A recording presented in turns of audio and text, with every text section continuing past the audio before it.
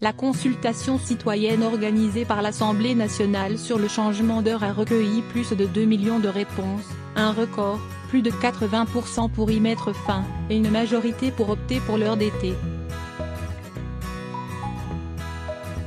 Lancée par la Commission des Affaires européennes, cette consultation est sans valeur contraignante, mais le résultat sera transmis aux institutions européennes.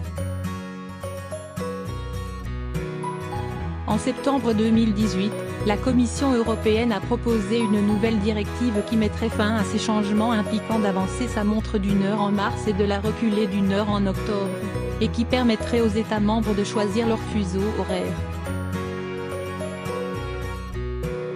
Les ministres des Transports européens, réunis le 3 décembre 2018, ont envisagé la date de 2021 pour abandonner ce système. À l'issue d'une action de coordination, chaque État membre devra alors décider de son heure légale.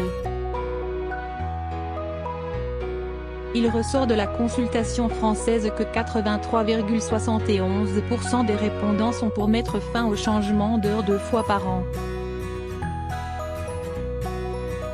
Les derniers résultats, qui seront détaillés en commission le 12 mars, montrent que 59,17% des répondants choisissent de toujours rester à l'heure d'été.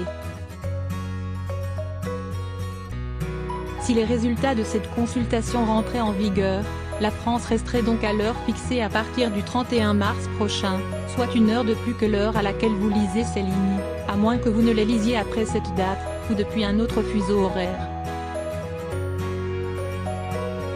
Ces chiffres sont en adéquation avec une consultation lancée par la Commission européenne à l'été 2018, sur environ 4,6 millions de participants au sein des pays européens.